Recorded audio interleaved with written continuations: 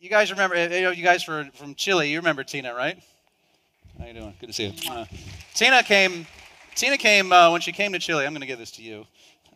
When Tina joined us from Chile, we had known each other. We met in Tbilisi, in Georgia. You're going to have to hold the mic up a little bit more. If you yes, talk. in Tbilisi. Tbilisi, Georgia. Yeah. But first of all, how in the world do you pronounce your last name? Oh, it's quite difficult to pronounce. Georgian surnames it's are like difficult 30 to consonants pronounce. in a row. It's Quintradze. It starts with Queen. It's easy to remember. And then it's Tradze. Quintradze. Right. Or Tina. Or just Tina. Yeah, so Quintradze. Just Tina. Yeah. It's easier. So I met Tina in Tbilisi. I happened to be there on business, was looking around. Really was, I think that was my first or second time to Georgia. I don't remember. It was looking around. Georgia's a fantastic place. Beautiful, it reminds me of really so many different countries. I went to Batumi over the summer. It was gorgeous, great coastline, in Tbilisi.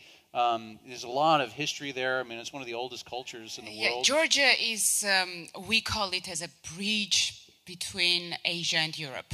But Georgia is more European kind of country with very active people, and the government is very active right now and very flexible and open for foreign investments. So country is really interesting. And right now I would like to say that it is on a very active level of development because of the government. They do their best to attract foreign investments.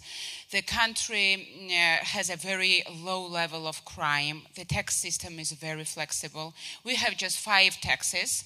And for example, the income tax for companies, the corporate income tax is 15%. And individual income tax is 20%. It's really very flexible. The system is very flexible for investments, and there are lots of opportunities right now. And also one very interesting fact which is going on right now is the launch of a very big project. It is a seaport which is starting to be constructed in Georgia now, near Batumi. It is called Anaklia Seaport, which will be the biggest port not only in Georgia, it will be the biggest port in Asia. And this will really emphasize the fact again that Georgia is a real bridge between Europe and Asia. I found a lot of interesting business opportunities there. Obviously do a lot in the agricultural space. I was looking at agricultural property. It's extraordinarily inexpensive. It doesn't have any of the normal global best standards, practices, which to me I see as a great opportunity for foreigners to be able to do that. I think as well, in a number of other sectors, a lot of people getting exciting about manufacturing and things like that there because the cost of labor and things like that are so much cheaper. It is also a hydropower hub. And this is very actual right now. We attract investments in that field also. There's an incredible amount of water in Georgia. It's an interesting, we're supposed to talk about banking, but just as an interesting fact and something for folks that are thinking about water and how I can invest in water and so forth. Georgia has a tremendous abundance of water, particularly on a per capita basis. Natural resources. It is really rich. Despite it is a very small country, but the location is very strategic and it is very rich with natural resources. And actually, I have to say that in case of interest from your side, I'm ready to talk about each of these investment potentials because I was just prepared not only to talk about banking with you, but also about any investment opportunity that you will be interested in. I can give you information and also very good contacts. Are you lobbying to be the Minister of Foreign Affairs? I'm lobbying my country.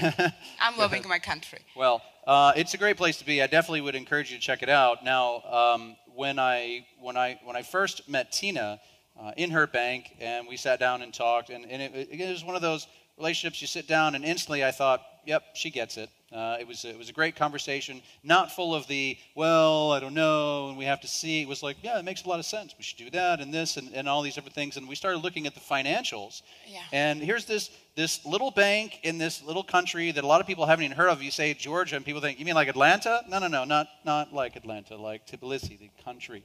And independent country. Right. And here's this bank and this country, and when we start looking at the fundamentals, And again, the balance sheet is just was in a fantastic position. We're talking about 10 times more liquid and better capitalized than most of the banks in the West. And at the same time, the thing that was really attractive, and the reason that I asked Tina to come back, I generally don't do repeats, but Tina was so extraordinarily popular last time because at her bank they were offering U.S. dollar accounts at rates of return that were vastly superior to what people could get.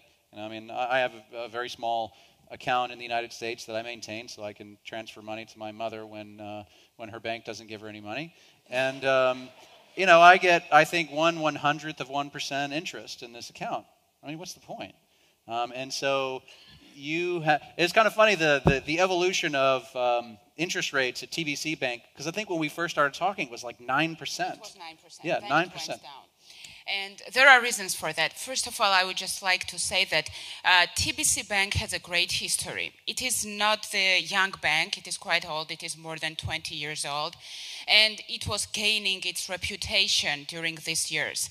And what makes us really proud is that even in 2008, when there was a financial crisis, none of our clients had the same problem as your mother had, for example. Even when we had a kind of war with Russia, every client could withdraw any amount they wanted from their accounts. And we were absolutely open and flexible. And also during the financial crisis. During the financial crisis. And you were saying that even when Russian tanks came in, it still wasn't an issue. It was not in the center, in the capital, but it was in a part of the country they came in that Russia was invading. Yes. So what I really like about my bank, about the bank where I work, is that the approach to the clients. I'm very happy that I know some of you, some ladies and gentlemen here that have already experienced our service, and it's a kind of word of mouth. They would say, for me, don't take these words as granted from me, that the approach of the employees of the bank is very important because they are all working with their clients like private bankers. They are not doing just their specific job. You can get any advice for them, or they will send you to the right person. So they are really open for good service. And also, I would like to say that we were recognized by major publications like Financial Times, like Euromoney, as the best bank in Georgia.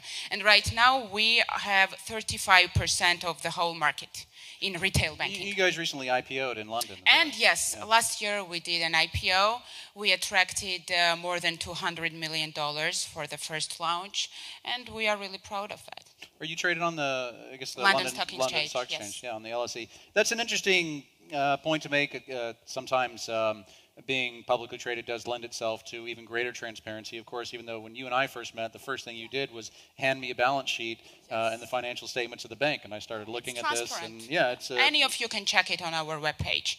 It is innovated each year, so yeah, absolutely transparent. Any financial information. So let's talk about account opening procedures, minimums, the types of accounts that you're able to offer. Your current rate with, first of all, you're doing personal accounts, folks. We work with corporate accounts also, and we already have customers from Sovereign and Confidentials who have opened their company accounts with us. Okay. And yes, so you can do foreign, obviously non-Georgian. Non-Georgian, absolutely, okay. Absolutely. We work with non-Georgian companies, and with individuals who are not the citizens of Georgia. There is no problem at all. We work with them. You just need your passport, and that's why I'm here. I'm absolutely open to meet you and discuss any investment opportunities and set accounts. Regarding types of accounts, we have different types of accounts. Like CDs, which are for some period. I mean, money is locked for some period, for 1 year or for a year and a half or 2 years. And also we have flexible accounts, which, as I know, you call checking accounts. We call them saving accounts or MySafe, different types of accounts, but they are not locked for any period. They are flexible. You can add funds onto those accounts, or you can withdraw anytime you wish. And we accrue average 3% on those accounts, which are flexible, which are not locked for any period. So let's call it demand deposits, it's a checking account, somebody can go and deposit money, withdraw money.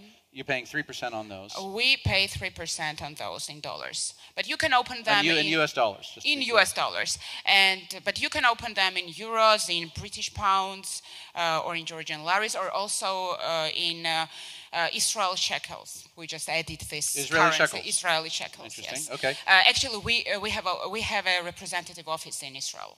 Okay. Excellent. And for certificates of deposit. Yes. What are you paying on those? Right now, the fixed interest rate for CD for 1 year is 4.75.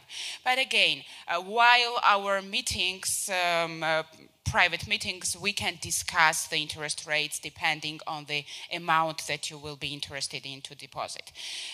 But the minimum... Tina and I already discussed this, so she's prepared to boost the rate up. So feel free to negotiate every element of your account opening with her. It's always good to have a personal approach. I mean, we are flexible and we never lose our clients. So I'm sure that we will meet your expectations. Any kind of interest can be met from our side. Okay, great. Well, I think we'll probably go ahead and wrap it up there. That gives us a couple of extra minutes before we cut to a break. We're going to get started again at, looks like 2:40. 2:40. So if everybody could be kindly back in the room a few minutes before 2:40 so we can stay on track. And thank you very much, Tina, for joining us again. Feel free to meet me. Thank you. Okay.